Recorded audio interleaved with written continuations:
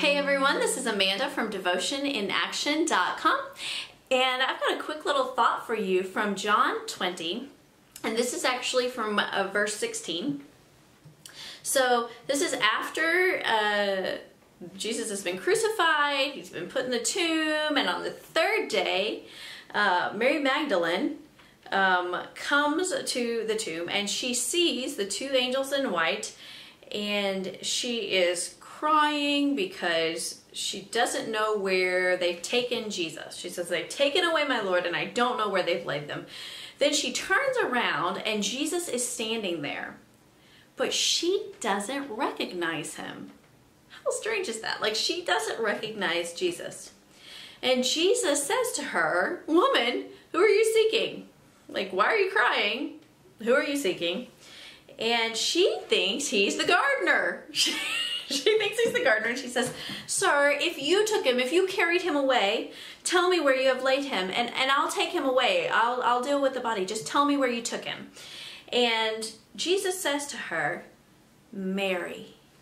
When he says her name, she turns to him and says in Aramaic, "Rabboni," which means teacher. Like, it's like instant. She recognizes him when he speaks her name.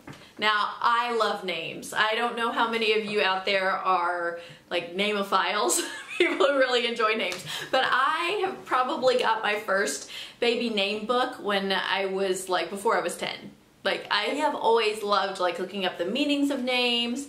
And when my husband and I had children, we found out we were pregnant with our son, our first child, we really thought about the name a long time. And then it took us a while to figure out the name for our daughter as well, because we really considered the meanings of those names, and not just like if it sounded good or if it was trendy or popular, but those names had meaning to us.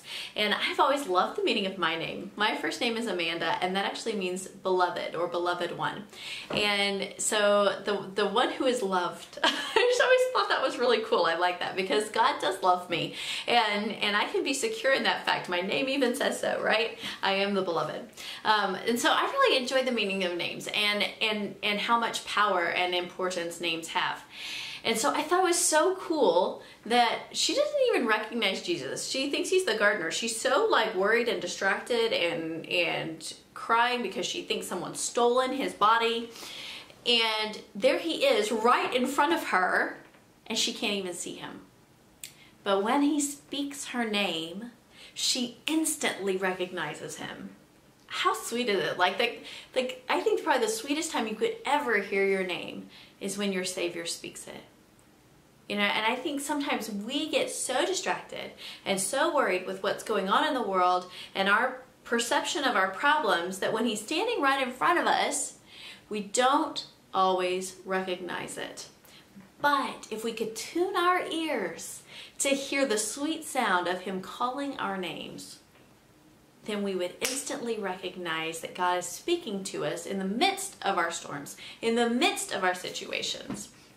And so that was just my quick thought from John 20 today when I was taking a look at it. If you'd like to hear more about this topic, you want to read the full devotional post, please hop on over to devotioninaction.com and check out the full blog post. Or if you'd like more videos kind of like this, our YouTube channel is Devotion in Action on YouTube. Go ahead and subscribe to that and follow it so that it notifies you when there's a new video popping up on there. So the Facebook group is Devotion in Action, and I would love for you to come be a part of that. Love to see you on that and get those comments out there. I will respond to everyone if you comment. So thanks so much for watching. Have a great day.